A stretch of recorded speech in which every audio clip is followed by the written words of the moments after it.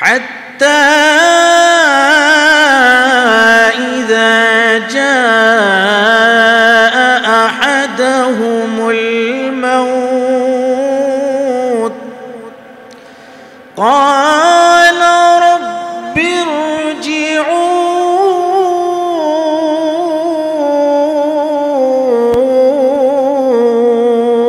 ارجعون قد أفلح المؤمنون الذين هم في صلاتهم خاشعون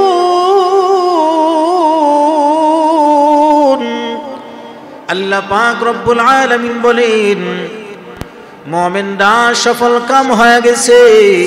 মুমিন কারা? যারা আল্লাযীনা হুম ফি সালাতিহিম খাশিউন, যারা তাদের নামাজ সম্পর্কে বিনম্র, যারা তাদের নামাজটা সঠিকভাবে আদায় করে। ওয়াল্লাযীনা হুম আনিল লাগwi মুরিদুন, যারা অনর্থক বিষয়কে পরিহার করে, অনর্থক কোনো বিষয় নিয়ে তারা জমিনের ভিতরে সময়টাকে নষ্ট করে না। জীবনে তারাই সফল কাম অর্জন করতে পারে, তারাই জীবনে সফলতা অর্জন করতে পারে। এজন্য জীবনে সফলতা অর্জন করতে চাইলে আমাদেরকে অনর্থক বিষয়গুলোকে পরিহার করতে হবে। ইবনে মাজার 3976 নম্বর হাদিসের বর্ণনা, নবীজি বলেন হুসনুল ইসলামিল মারই তারকুহু মা লা ইয়ানিহি, ইসলামের সৌন্দর্য হলো মানুষেরা অনর্থক বিষয়গুলোকে পরিহার করে চলা। আলহামদুলিল্লাহ নাহমাদুহু ওয়া নাস্তাঈনুহু ওয়া নাস্তাগফিরুহু ওয়া নু'মিনু বিহি ওয়া নাতাওয়াক্কালু আলাইহি ওয়া নাউযু বিল্লাহি মিন শুরুরি আনফুসিনা ওয়া মিন সাইয়্যাতি আ'মালিনা। من يهده الله فلا مضل له ومن يضلله فلا هادي له ونشهد أن لا إله إلا الله وحده لا شريك له ونشهد أن سيدنا وسندنا وحبيبنا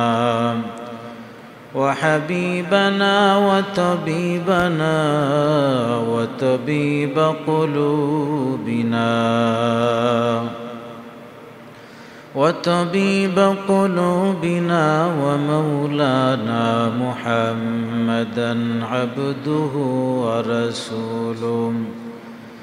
أما بعد فأعوذ بالله من الشيطان الرجيم. بسم الله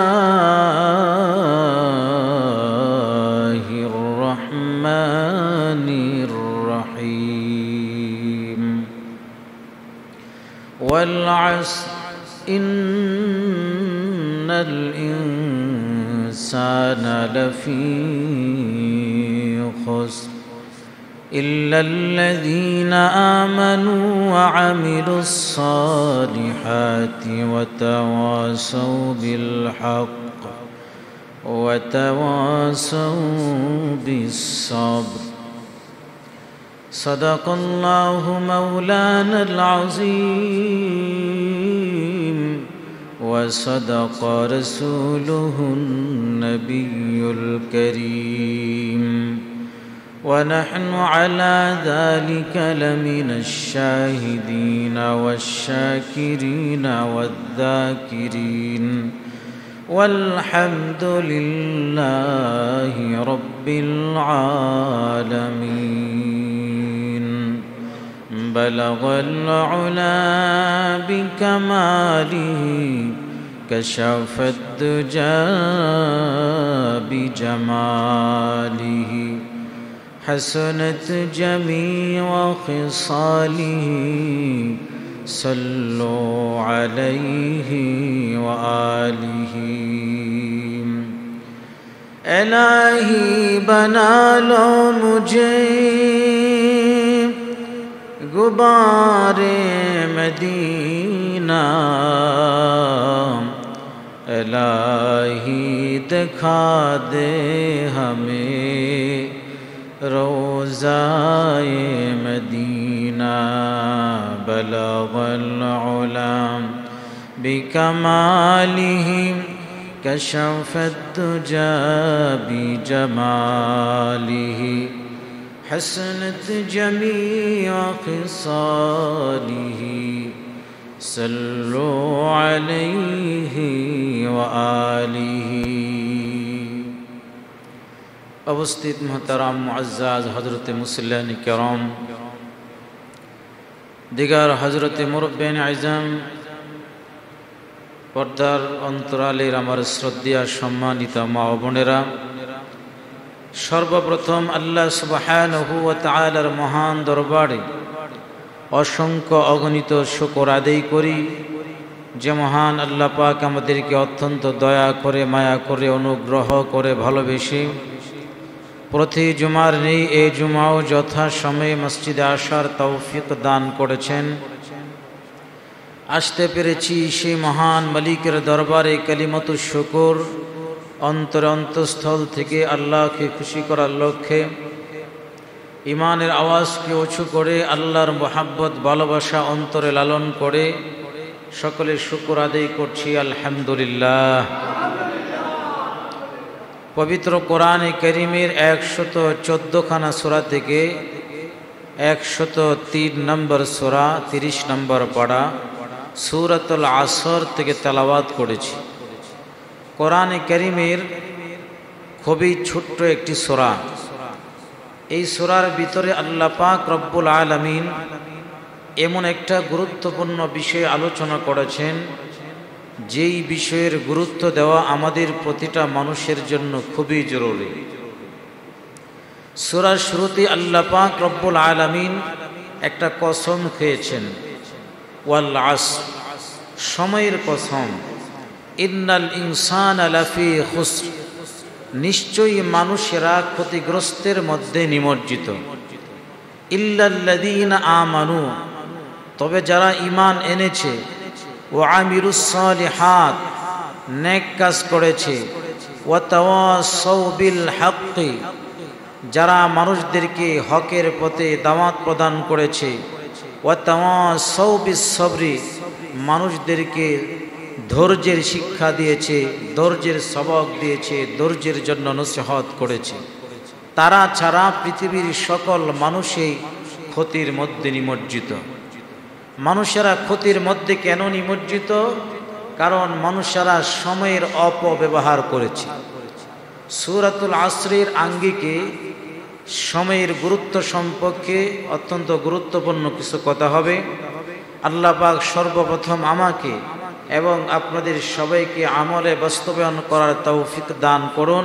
আমরা সকলে পড়ছি আমিন। সময়টা হচ্ছে বরফের মতন।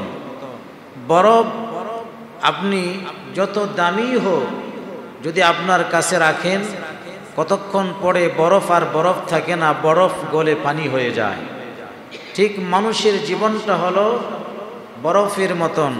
মানুষের জীবন থেকে হায়াত যাইতেই থাকে, যাইতেই থাকে। মানুষ যা কিছুই করুক, মানুষের হায়াত কিন্তু বসে থাকে না। হায়াত যাইতে যাইতে এক পর্যায়ে মানুষ মৃত্যুর দ্বারপ্রান্তে পৌঁছে যায়।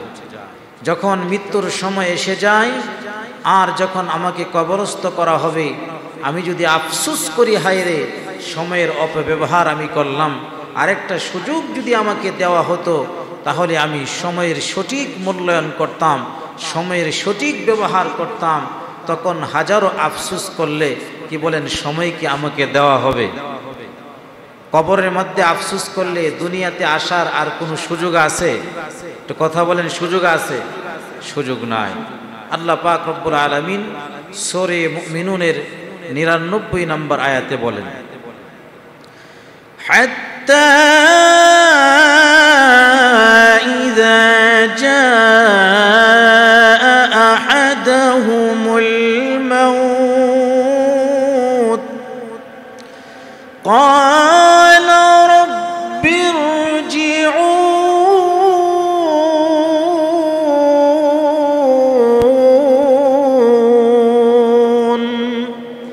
আল্লাহ পাক রব্বুল আলামিন বলেন, যখন মানুষের মৃত্যু এসে যায়, যখন মানুষের মরণ এসে যায়, তখন মানুষেরা আল্লাহকে ডাক দেয়া বলে, আল্লাহ রব্বিরজিউন, আমাকে আরেকটা বার ফিরায়া দেন।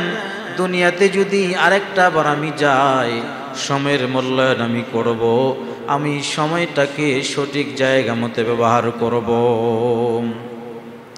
লাআল্লি আ'মালু সালিহান ফীমা তারাকতু, তারা বলবে, আল্লাহ যেই সময় আমি ছেড়ে দিয়েছি, যে নেক কাজটি নেক আমল আমি ছেড়ে দিয়েছি, এখন যদি সুযোগ পাই তাহলে আমি নেক আমল করব, ভালো ভালো কাজ করব।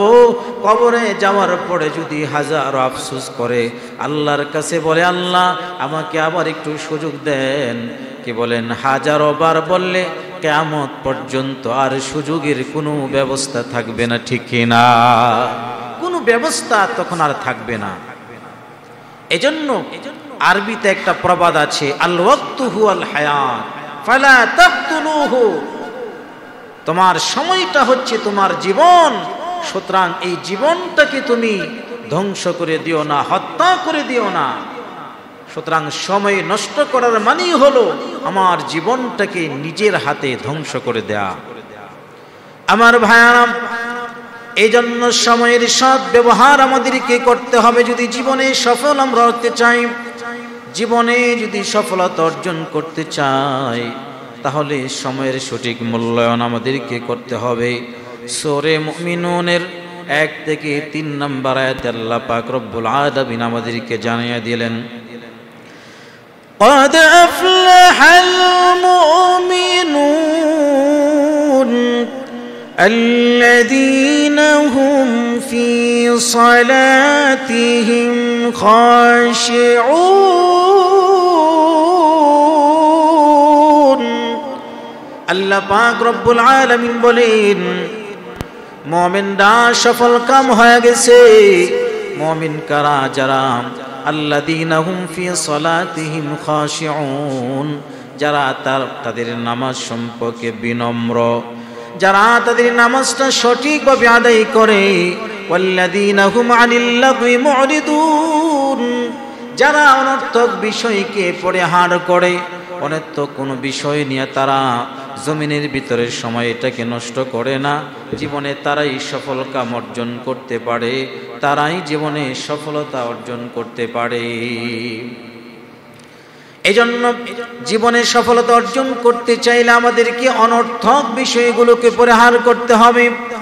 ইবনে মাজার 3976 নম্বর হাদিসের বর্ণনা, নবীজি বলেন, হুসনুল ইসলামিল মারই তারকুহু মা লা ইয়ানিহি, ইসলামের সৌন্দর্য হলো মানুষেরা অনর্থক বিষয়গুলোকে পরিহার করে চলা। অনর্থক বিষয়গুলোকে পরিহার করে সময়ের মূল্যায়ন করা, অবমূল্যায়ন না করা, এটাই হলো ইসলামের সৌন্দর্য। এজন্য নবীজি বলেন, নাসাই শরীফের 11832 নম্বর হাদিসের বর্ণনা, আল্লাহর পয়গম্বর বিশ্বনবী মহানবী রাসূল আরবি সাল্লাল্লাহু আলাইহি ওয়াসাল্লাম বলেন, ইগতানিম খামসান ক্বাবলা খামসিন, 5টা সময় আসার আগে 5টা সময়ের কদর তোমরা করো, মূল্যায়ন তোমরা করো। শাবাবাকা ক্বাবলা হারামিক, তোমার বার্ধক্য আসার আগে আগে যৌবনটাকে তুমি কাজে লাগাও, কারণ আজকে তোমার জীবন যৌবন হালতে তুমি পদার্পণ করেছো।